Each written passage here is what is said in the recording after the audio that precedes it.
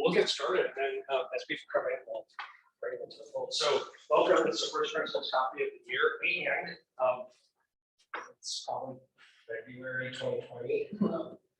All the other ones we've done up until this point, the last few years have been virtual, and I think some of you have been to those last year. And I asked the question here: do we want to stay virtual? Do we want to go in person? Do we want to do hybrid? And I think everybody was all over the board. So we thought, well, let's start with in person.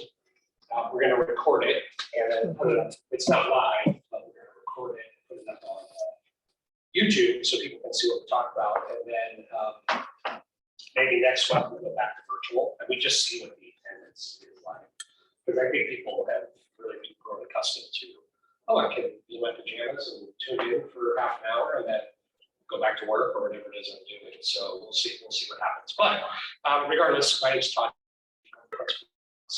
This is Assistant Principal Rebecca Bear. Good morning. She's helping film this.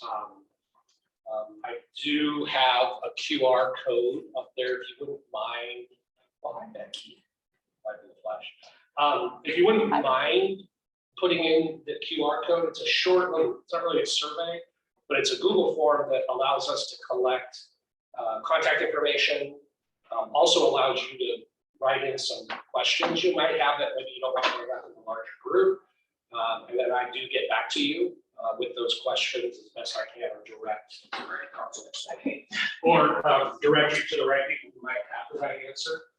And so that helps just kind of keep a running list. And then you never know, sometimes I use that list to ask if you want to be a school board member or the school board president, like I did with Becky when she was in South Korea, which is a good segue. This is Becky Timchuk. She is our amazing school board rep for Mountside. She and I have gone way back in the early 2000s while we were at Southbridge together. So you will not find a better advocate for education nor for students, even though her youngest is long graduated from high school. That's how passionate she is about education. So we're really fortunate to have her here. She usually comes to principal's copies, allows us to get a sense at the 30,000-foot level what's happening in the district. She can often say things that I can't because of my role. So I'm sure she'll have a piece here as well. So the purpose of these meetings is really, it's very informal, even though it feels formal with this setup. It's meant to just be a conversation. Sometimes I'll come with a couple of agenda items. Sometimes not. Sometimes it's what you bring forward to me, whether it's questions or concerns. What I would only say is that this wouldn't be the place to voice concerns about a specific teacher or a specific situation. That would be the time that we would set up a one-on-one conversation or a phone call. People have been pretty good about that, but obviously we don't want to talk about personal things here in the meeting. It's more the big picture and things that Mountside is either doing, not doing, want to do, going to be doing in the future. It does give me a sense, allows me an opportunity to kind of see who's in the room, some of you, but if you wouldn't mind introducing yourself and then your age of your student that's here at Mountside. My name is Elena Shell. I have a senior at Mountside. My name is Adina Jaffe. I have 17th and 10th grade. We're new here, coming from Flex Online. My name is Manal Saeed, and I'm a student in the 9th grade. My name is Sadie Morris, and I have a Lewis. I have a 10th grader, and I have a senior graduate last year. Return customer. That's great. You guys probably just heard, we're just introducing ourselves and the age of our child here at Mountside. And you're up. I'm Angela. I have a senior and freshman. And I'm Marilyn, and I freshman and just graduated. Say another return customer. Great. We'd like to have them come back. I'm not going to go over the whole thing, but just make sure if you could click on that QR code so we can capture your contact information. And also that's an opportunity to put some questions down or comments that we can follow up on later. So I guess I'd start by just saying, here we are, week 2. And it's been a fantastic 2 weeks. I really believe that. I'm not just saying that. I don't know if I would have said the same thing last year at this time. It was really rough last year. We could already feel it. I think we thought like, oh, kids are going to be so excited to be back. It's going to be awesome. But there was a lot of things that we had to navigate. And I'm sure you know that that was nationwide. I feel like this year is 180 degrees different than what last year was. Feels more like 2019. Feels like when we last were together, the normalcy, being able to see kids' faces. They seem really happy in the halls and at lunch. There's not that awkwardness of 6 feet of separation and the masks. And, you know, we were starting to feel that a little bit at the end of last year.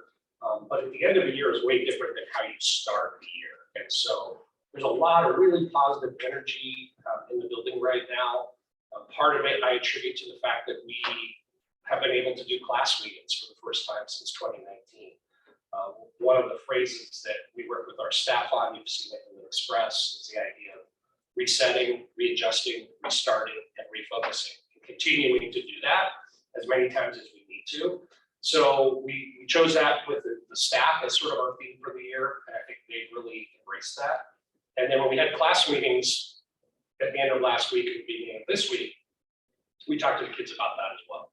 And what I've always thought as an educator is that kids will rise to the level of expectation that you set and oftentimes surpass it.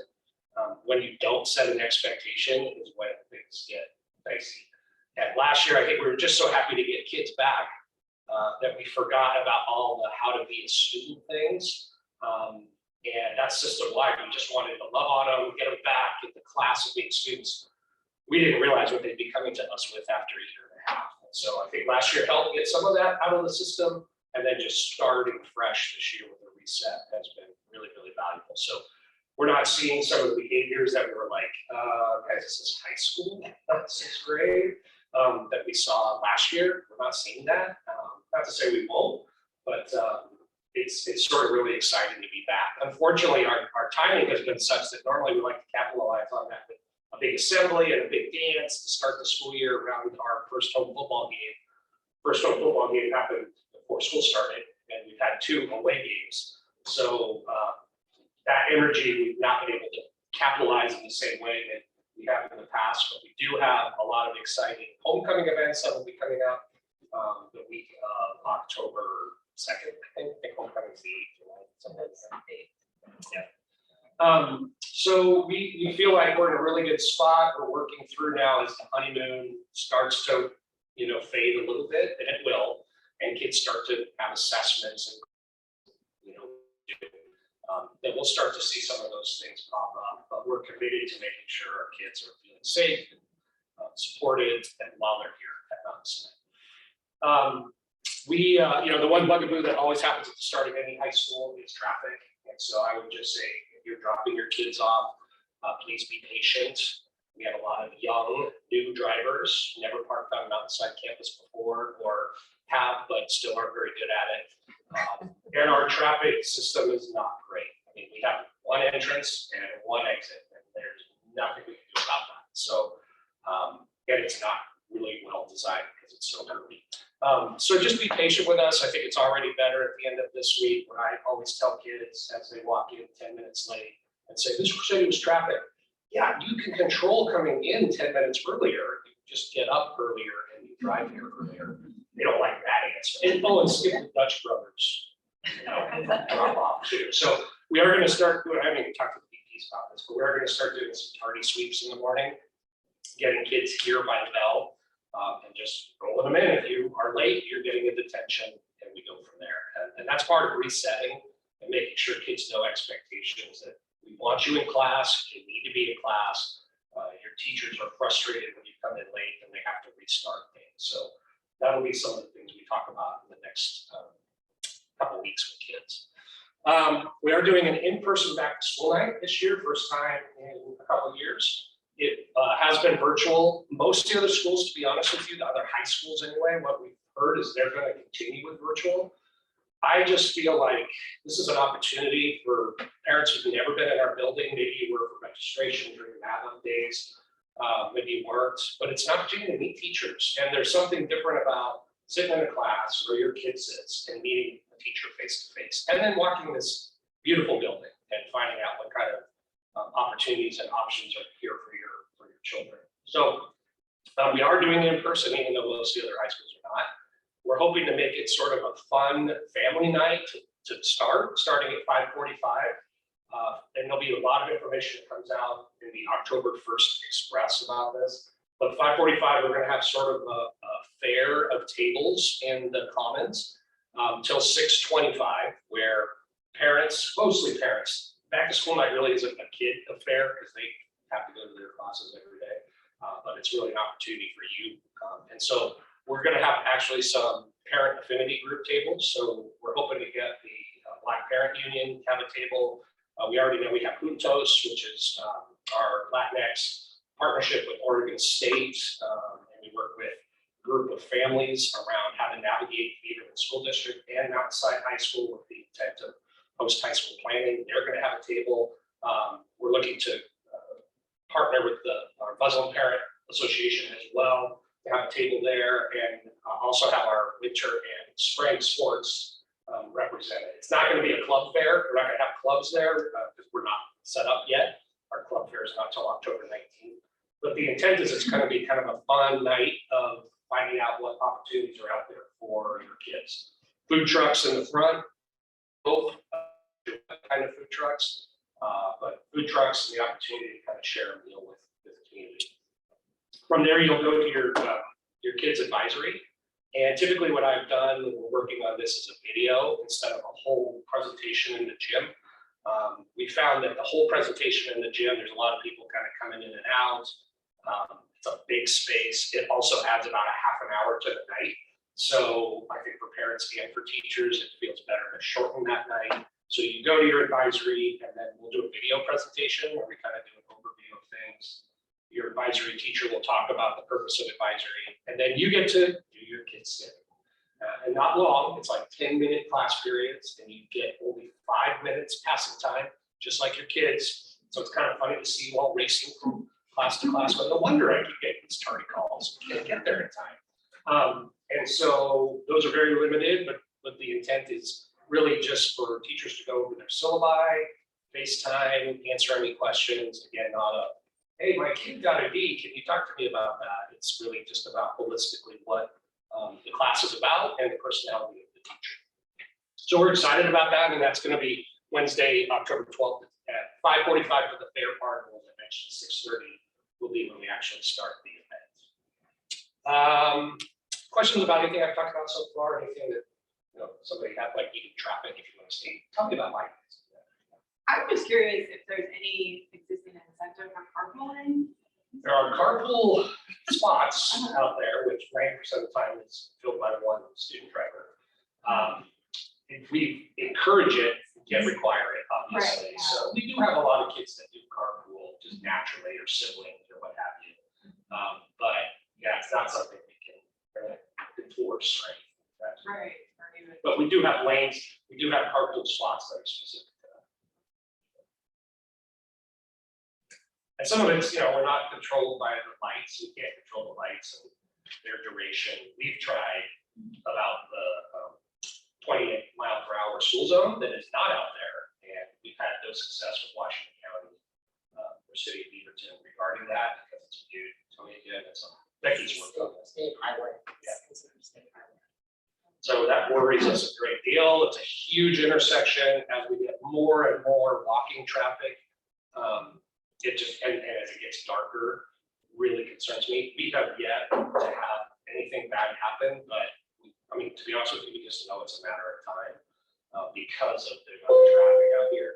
There has been talk about doing some things with the crosswalks, like lighting them up, having some sort of lighting system. If you've gone, to the west of us, you see all of that going up as well. Those kids are all coming this way eventually too, and so they have to make sure the infrastructure matches what our community looks like in terms of housing and crosswalks and stuff. Are you gonna have the teachers out there directing the kids in the cars that pull up to the curb? We do at the beginning of the year, and then we kind of say, like, you guys know better. I mean, we've had VPs say, like, get back in the car, you're driving there to the auditorium, and look, have to do that power, the manpower to do that every day. And so we rely on making sure parents understand what our expectation is. Still means they're oftentimes going to drop off when they drop off. Kid traffic, we talked a lot about that in class meetings with our juniors and seniors. You're going to see more juniors now driving because we're opening that up. We think we're going to be able to accommodate all of our juniors who want to park on campus. We're still waiting to see the numbers because they're turning in their applications, but they're even more raw in terms of their driving abilities. My daughter's a junior, so I know how nice that. I check in every morning if you get there okay. Like, it's just, it scares me to death. So a lot of young drivers and parking spots that are often too small for cars that are, too big for a lot of our kids. So. I was actually wondering about like the crosswalks, because I know like there was some confusion this morning when I came, because usually the teachers are directing the kids to stop when the cars are coming, and I was thinking, do I stop? I don't know. There's a stop sign. You're supposed to. Do you mean right out here, those Yeah, right crosswalks here. from the parking lot into the?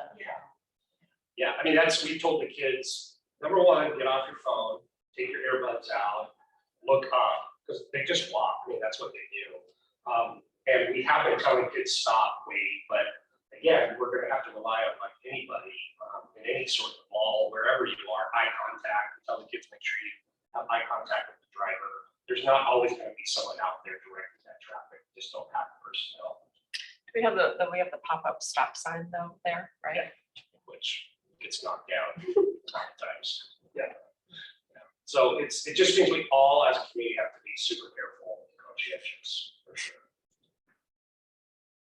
I want to talk, actually Becky should probably talk a lot about this. November levy, we just got some information yesterday. So there is a levy on the November ballot. And I am not advocating for it. I am just giving you information about it. I'll make sure I'm very clear about that. So linked on this is information on the district website related to the levy. Oh, I have it.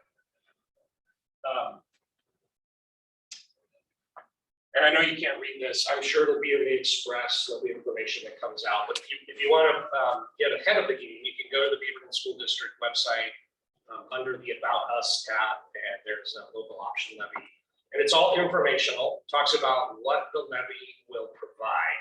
And there's a strong distinction, because you might be saying to yourself, wait a minute, I thought we just passed something last spring. We did, and Becky had a large part of that. She led that effort. That was a bond. So bond is different than the levy. The levy has been on the books in Beaverton for 16 years. We had the big layoff. Well, that was 2012, so 10 years. No, it was before that. Was That's when it failed, and then we came back. Let's get in. So the bond is all construction bond. They're building Beaverton High School. They're putting turf fields on all the other high schools. A lot of other work is being done with that bond. This local option levy goes directly to reducing class size. And so there's information in here. It's very simple and compact. What is the bond? I know you can't read this, but the bond versus the local option.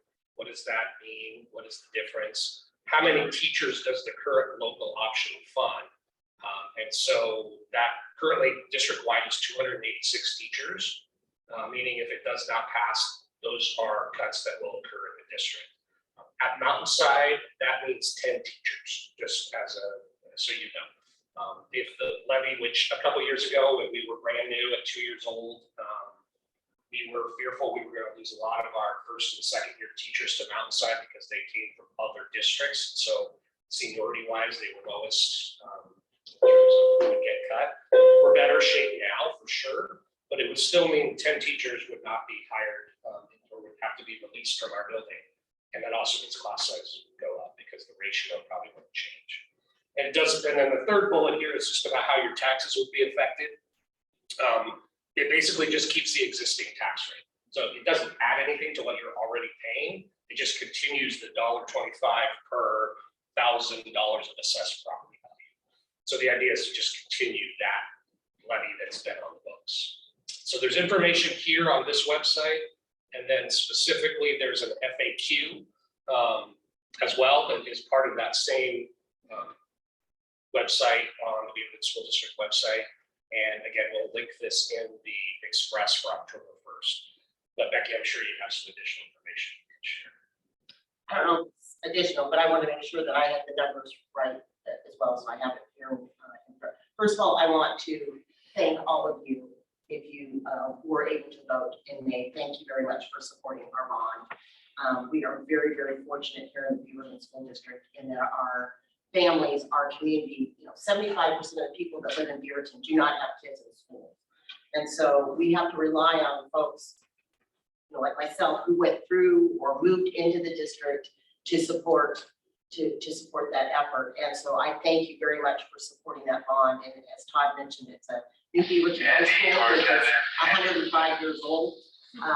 So we'll be replacing Beaverton High School. It'll be a 2-year process. It's a new Raleigh Hills, which is down Shullsbury here. It'll be a new Raleigh Hills. It's just seismic upgrades throughout the district. Again, we are very, very fortunate here at Mountainside that this school was built in 2017 and that it's all seismically the top of the line. It's a great school. We have all weather fields here. I mean, this is used, Mountainside is used as a role model for other schools that are being built across the state. So fortunate in that the community invested in this in the last bond, and now we have this new bond coming up. And as Todd mentioned, a levy is just that, it's to pay for a specific purpose, and here in Beaverton, it is allotted to, it is a local option for teachers to pay for 286 positions. And I'm just gonna disagree just a little bit in I don't want anybody to think across the board that this passes and for sure every class size is going to be smaller, especially at our elementary level.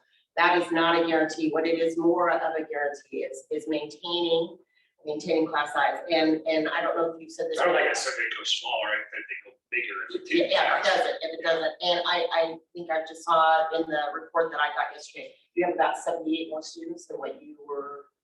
Yes. So, and a lot of our schools are up, the ones that are more down are elementary. And so we're having to make adjustments, where we need more and where we, but as Todd mentioned, this expires in May. And we're going out this time of year because we know that there is going to be a lot of following of this November election because we have a governor's race, we have congressional races, people will come out and vote. When we go out in May, like if we went out this next May, it's a really small election, and it's usually like city council races, school board races. There's not a lot of people that pay attention, so it's a real low turnout.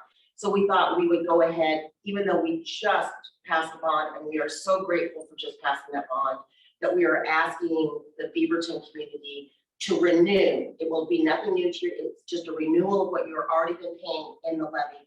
It's a renewal that will be on this November election to pay for $200, and it just goes towards paying for teachers. And if we do not have that revenue stream coming in, as Todd says, it means that we would have to take away from somewhere else. It would, hopefully not be that we have to totally cut all those 280, but it means something else would have to give in our budget because the school district is required to pass a balanced budget every June. So that means if we don't have that revenue stream of the levy coming in, it means we'll have to take from somewhere else. So I am totally in the position to say, we hope you will please vote for this levy. And if you have any questions, more than happy to answer them, tell you specifically what it means to every school, what it means to us as a district, what it means to you as a homeowner, as a renter. But we appreciate your investment in our schools and in our teachers, and we are very, very grateful for that. And since I have the floor as well, I will also say, I've been on the school board 7 years. You're elected to a 4-year term. I am just now finishing up going into the last year of my 2nd term. And I will not be seeking another term, so I will be done in June. And I'm looking to all the different schools that I visit and all the different parent groups I speak to that if you are at all interested in district, what's going on in the district, whether it be curriculum or how we work as a district, the school board, as I mentioned, is 30,000-foot level. We just hired a new superintendent that I hope you all have an opportunity, Dr. Valderos. I hope you have an opportunity to meet Dr. Valderos. So the school board is responsible for hiring the superintendent.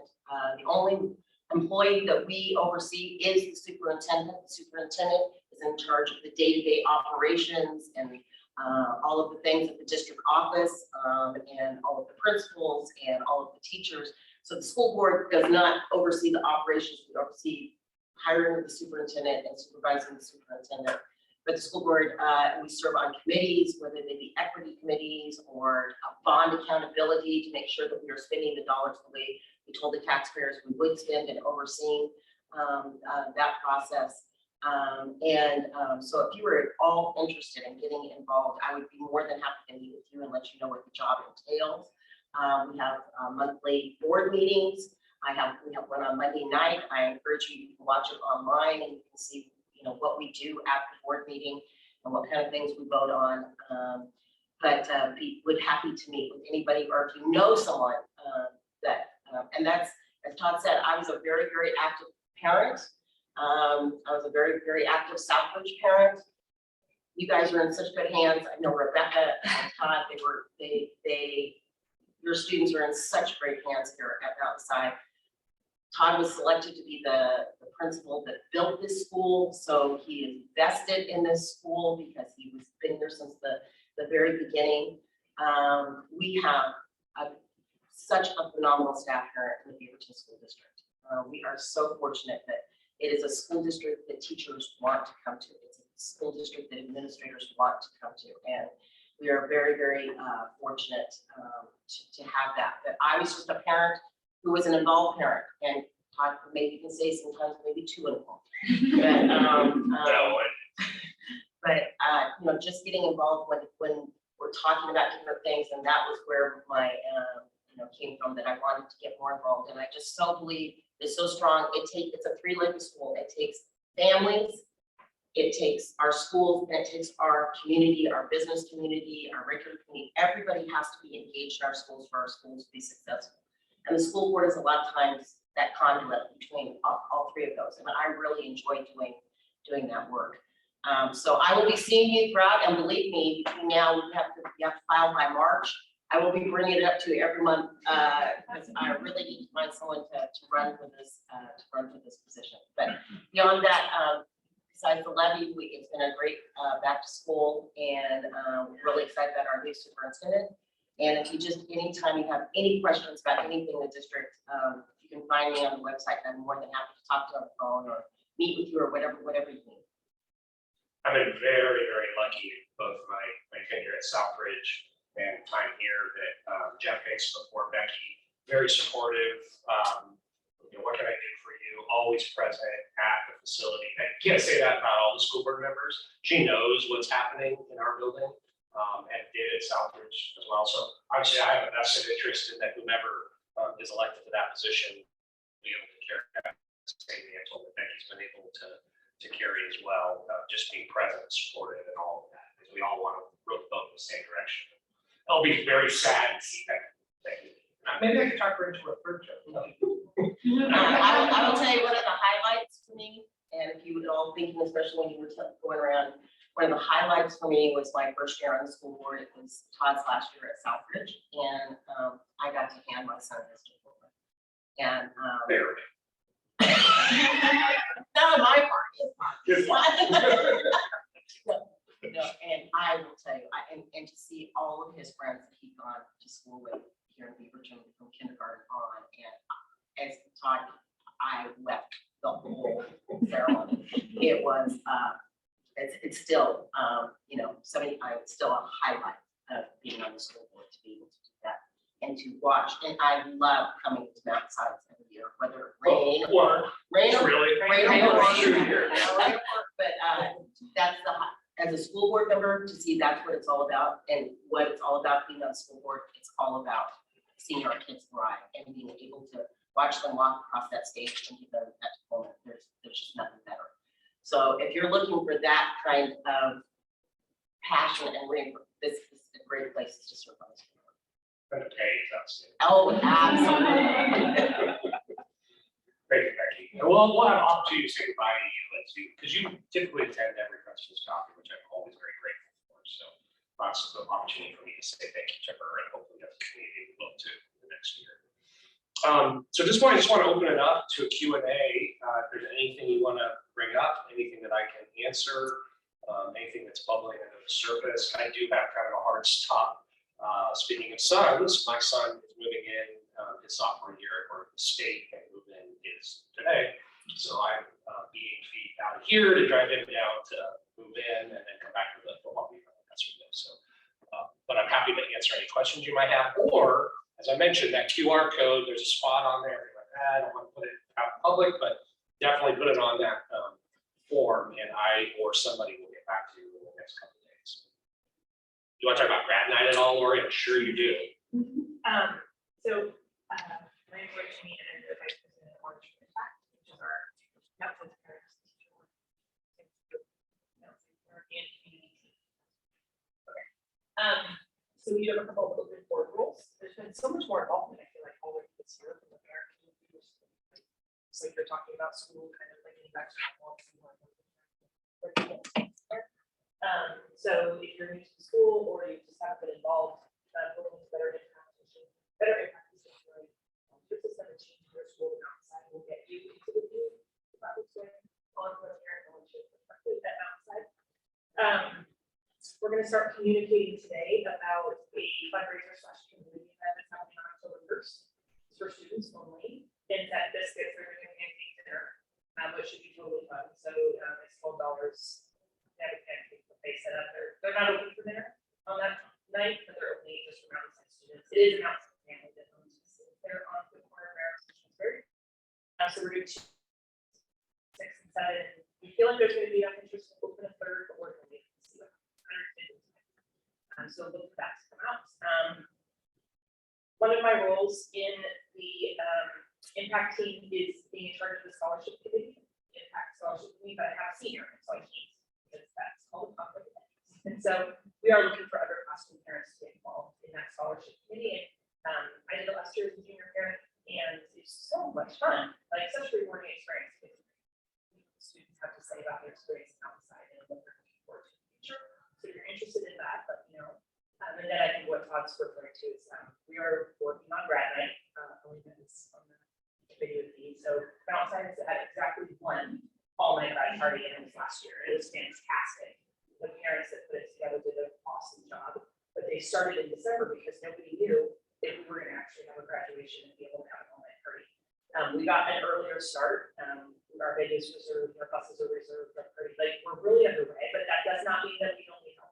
And we primarily need a lot of help with underclassmen parents, because on the night of graduation, you know what senior parents are doing?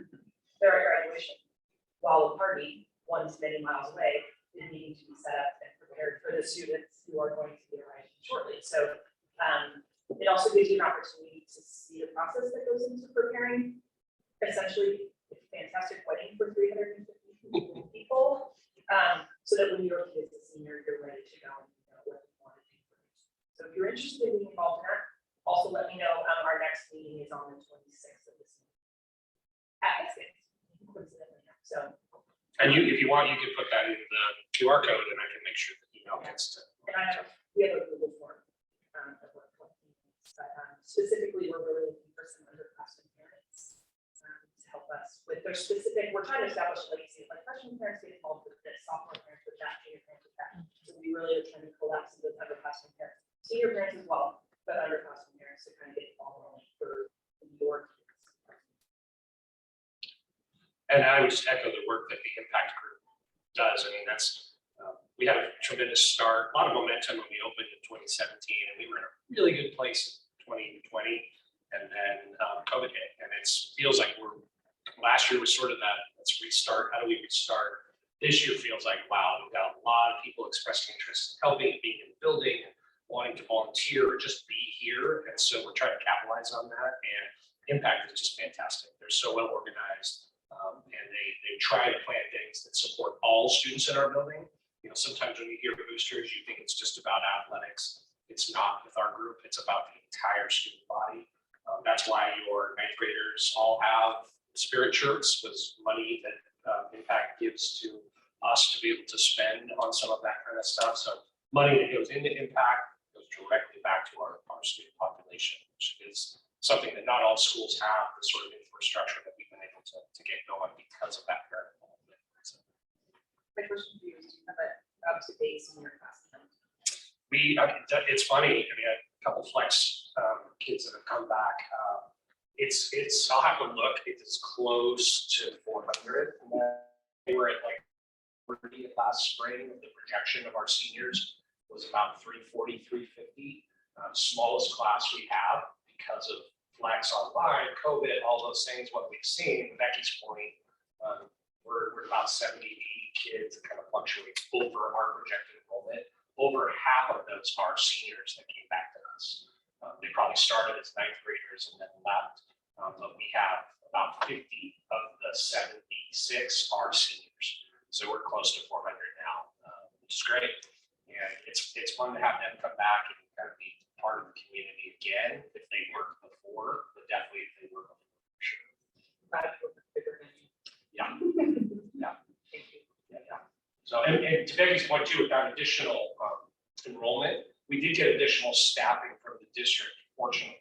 Did cause a lot of upheaval with student schedules, just because we had our schedules set as of Wednesday before school started.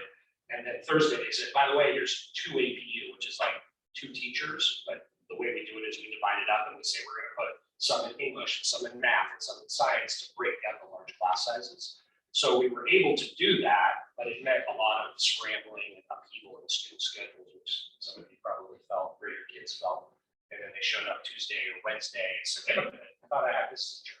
And a lot of that was because we were trying to reduce those class sizes to make them smaller. So they're not all the way there. We still have some classes that are too big, but at least it was better than it was going to be. And particularly at the 12th grade level, because so many seniors came back to us.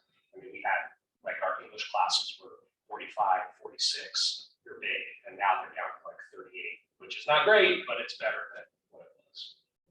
And I want to give it, whether the levy passes or does not, we will not do anything in the middle of the school year. That we would not do that to students. So if we would finish up the school year, whatever way we have, but I don't want to give the impression that your vote means that you're, oh, I don't want to see my kid. Nothing will happen in November, whether it passes or does not. How often does the levy have to be renewed? It depends upon the levy, but this happens to be 4 years. And if I remember, I would go back to 2012, but if I remember, we had similar, and that was we had a great shuffle, I think. Yes. Teacher shuffle. It didn't pass in November.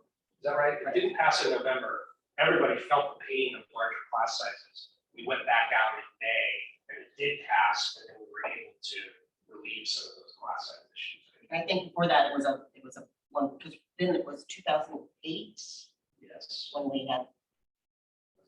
Yeah, Yes. good job. So I think that's when, so it just depends on how, but this one has to be 4 years, whereas our last bond was 8 years. So it just depends on, we decide that beforehand, how long it's gonna go. Are you still hiring? Or have you We just finished hiring teaching staff. The last hire we had, we were struggling to find a computer science teacher.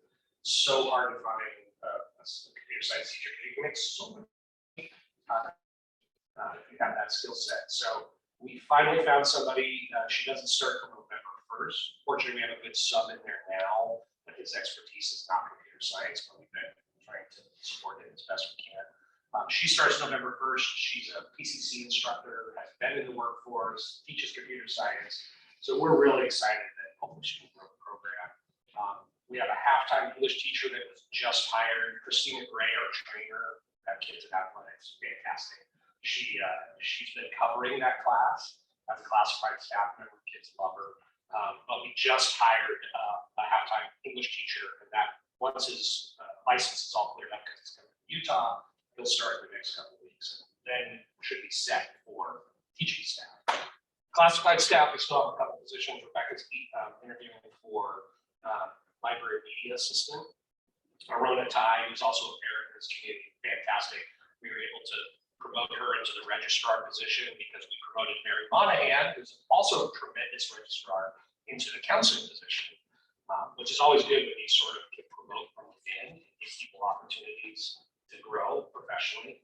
And so, but because of that, Arona left the library, so we've had a library spot. So we have more interviews today, and then we're just putting out a posting, if any of you are interested, for a full-time testing coordinator / ninth grade support classified position, 8 hours, 180-day contract, where you work with the vice principals on setting up the ACT exam. We're going to host the PSAT on that same night, Wednesday, October 12th, or that same morning, Wednesday, October 12th in our gym.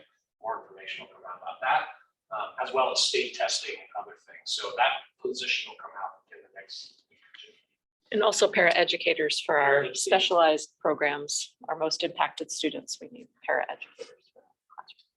We have positions across the district, nutritional services, bus drivers. I mean, anybody that's looking, we have positions across. Yeah, it's just like everything right now. It's really hard to find people to work, or they have they're in a buyer's market. They're able to really pick and choose. And to be fair, sometimes we'll have a great candidate. They're like, you know what, I can make more money as a parent instead of being a para. So that's sometimes Depending on their experience. you really have to want to do the work. And we love having people who have, investment in the community, in the school community. So having parents, work in the building is awesome. I think HR told us that they filled 700 positions this summer. And that's between certified, classified, and also, changing people around. A lot of you, that's kids in middle school, a lot of our principals changed at the middle school level. Changed at the elementary level, but yeah, 700, that's a lot of people. It's still going. Yeah. We're pretty fortunate to work. Any other questions? I probably cut off the question part. It was my. Graduation, several years ago, it used to be like it University support. failed. Is it Yeah, always gonna be yeah, like that's a great question. So it's super expensive. The University of Portland. It would usually cost just to rent the facility per school. I think it was $15,000. Great facility. I will say, like, driving there was always hard. They tell you what dates, like you have these slots, 8 o'clock on a Monday night. So there were some impediments to that. We'd always kind of talked about, wouldn't it be great to host it on the site? COVID hit, and it was like, well, now we have to host it on the site because these places aren't gonna host it. We actually had a plan in the class of 2020. They were gonna graduate at Portland State. Portland State was much cheaper. It's a smaller venue, but that was gonna be our first graduation at Portland State. So subsequent though, then we had the drive-through graduation, and then the last 2 years have been in our stadium. Had it not been a monsoon conditions, it would have been a wonderful event. I think it's really cool to host it, to have it. It feels like a small town. It feels like you're part of a community. What we're doing this year, and I'm glad you brought this up, is we're gonna have a plan B. So the plan is to still host it in our stadium, hope that the weather holds. The plan B is, I think last year was 7 tickets for graduation. We're gonna up it to 8. I think we can hold that in the stadium. However, there'll be 4 and 4 different colored tickets. We haven't decided what. If you're in the 4, let's say gold tickets, and it's gonna be a monsoon, and we know it's coming like we did last year, then we'll host it in the gym, and we'll say only the 4 gold tickets can go into the gym. And then we'll live stream it anyway. I don't know if we'll be able to host people in the commons to live stream it in the commons, because our kids need to all go somewhere beforehand to get organized, right? That's probably the commons. So it would reduce the number of people who could attend live graduation, but at least they would not be soaking wet and our kids wouldn't be soaking wet. And so we'll get out in advance of that. That's sort of our plan. I'd love feedback on that plan, by the way. I know that's tough. You've got grandparents coming from wherever. All of a sudden, they can't go to the ceremony. think they'd be okay based on what they experienced the last 2 years out there. I mean, it wasn't just rain, it was miserable, and I was covered, so I was fine. I felt bad about that, but My arm out. yeah, you're right. It was, so that's our plan. I don't know what your thoughts are about that. Okay, so, but try to, yeah, try to get out in front, and it will be packed, gym will be packed. But at least putting that out in advance so people know, okay, well, if I have the gold ticket, you know, and I just hope people don't try to work the system. But we have limitations at the child center, We do. especially some of our bigger, I mean, Yeah. so it's not like, you know, we're not used to that. Everybody can come, whereas right now, we allow, you know, everybody to come. No, it's still limited. We still, Oh, it's still- it was 7 tickets last year. I think that was more, like Southbridge was 6 tickets. I thought there were people that were kind of like on the outside of the fence. Oh, I'm sure there Yeah. were. And there were people on the track, Yeah. but very few people went to the visitors side. Yeah. Which is a different view, obviously, but And I think we're gonna structure it, if we're outside, we're gonna have it set up differently. We wanted to hopefully kind of everybody facing the same direction, but what that caused was, it just felt like everyone was on top of us. And the kids didn't have a very good view because they were kind of behind us, so I think we're gonna flip it and have a stage in the middle of the field with the kids' backs to the home stadium. You'll still see them walk in and walk out. That also would allow people on the visitor side to have a view too. That's kind of what we're doing. That's a long answer to. Yeah, and University of Portland went up to like over 20,000 for graduation. Yeah, they're really trying to not encourage people to use it, still because of COVID and their own liability and stuff, so. And I was a parent that had like a Tuesday night graduation, and your heart's just stopping because you think you are not going to get there with that traffic. I almost, as a principal itself, I almost missed graduation. I left at 4 o'clock, and I was texting my VP saying, so one of you might have to start the ceremony at 4 o'clock. And they're like, we're in traffic too. I mean, it was awful to get up there for 7:30. Any other questions, comments?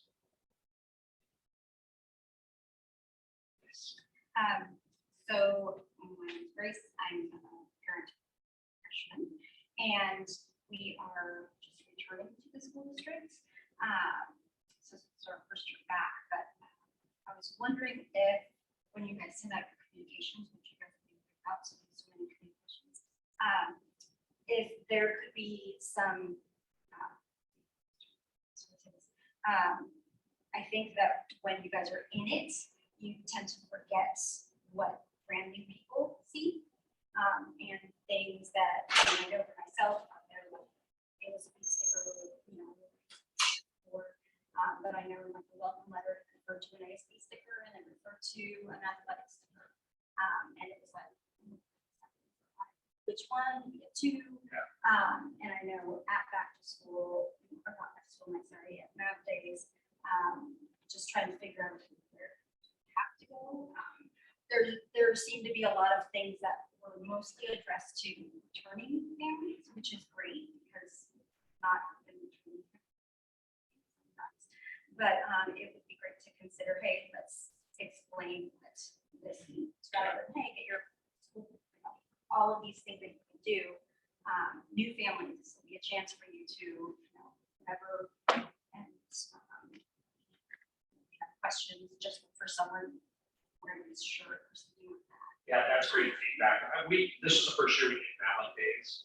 We've never done that in person here before. It's because so much of it you can do online now, but we felt like we're back to that excitement, build the excitement. It's great to have kids.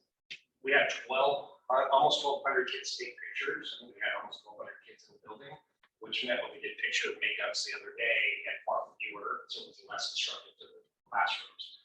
But there's already a lot of things we're like, oh, we need this, we need to make sure that we're more organized here, more information here. We try to do more of the go around the school and get what you need approach, so that there weren't long lines, but what you give up in that process is regimented, like, here, this is what you need. Then you go to the next station, this is what you need. So I think our task is how do we make sure that, particularly our ninth grade families who come in are just like, what is this? I still about. I mean, Or new. I was thinking I felt lost as it was, but again, having returned to the district, it's like, okay, no, it's still the Yes, kids, but they're brand new families as well as like maybe people speaking English very well, deeply struggling. That's great. We already picked up on, so we talked to Impact about that, you know, in our first meeting, like what can we do better? How can we make sure we structure that in a way that doesn't feel chaotic for folks?